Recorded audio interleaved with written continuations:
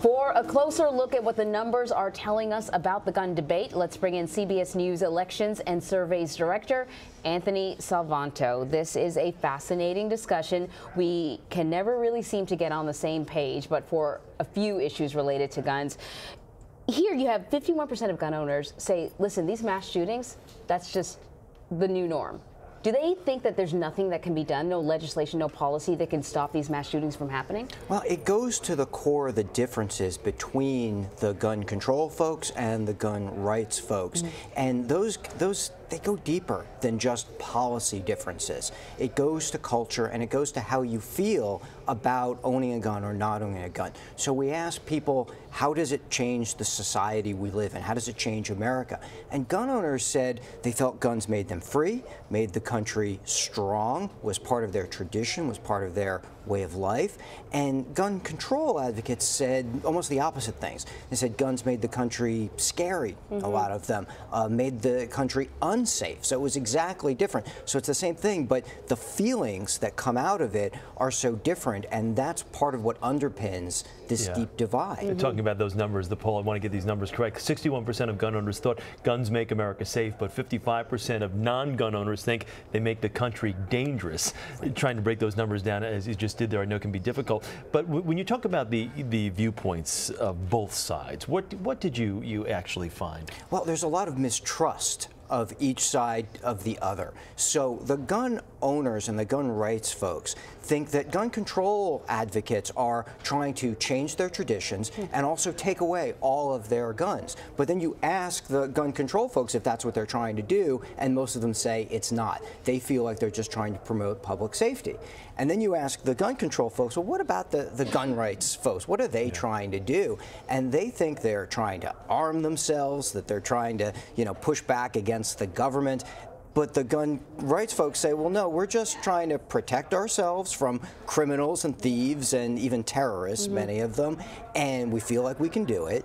And they say, but we're also trying to protect traditions and our hunting and ways of life. So that mistrust across both sides is one of the really striking things about this poll. I was going to say, in hearing things like that, did you find that the misconceptions that exist out there were probably bigger than some of the issues at hand? Much bigger, much bigger. Look, that's not to say people aren't polarized. We ask people where they put themselves on the scale, but there are just a lot of people in the middle. And that reasonable middle, if you might call it, are folks who say they're not fully on one side of control or fully on one side of getting rid of all guns.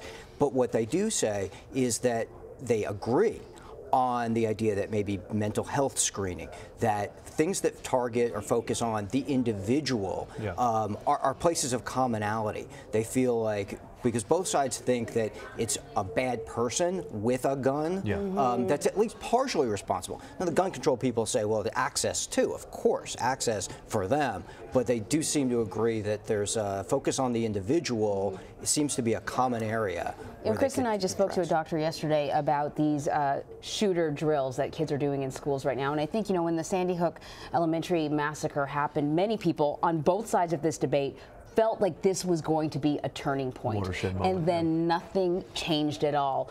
I'm wondering how the two groups feel about school shootings, what happened at Sandy Hook. Do they interpret what happened differently? Well, they say that there are different solutions. That's really where they come apart.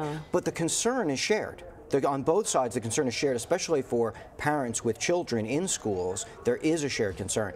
The difference is that the gun rights folks would have more protection in their view, more armed guards, more armed teachers even, right? That's their solution. Whereas the gun control folks are saying you get rid of the guns and you take care of the problem. And that, again, comes down to this difference of it's the person who's operating the gun, and what they see is the role of that person. The thing about this issue is something that we talk about so much. Every time there's a shooting, there's a big national conversation. It's so interesting that we talk so much, yet there's so much that we don't understand, that both sides don't understand about each other, and your survey sort of reveals that. Yeah, I mean, there's part of this is need for more dialogue. Proper dialogue, right? More dialogue. Where if that mistrust that really stood out for me, which is each side saying, look, we're not as extreme as you on the other side think we are, and I think the numbers really bear that out. And no easy answer. That's I guess one of the bigger issues as well. Yeah. All right.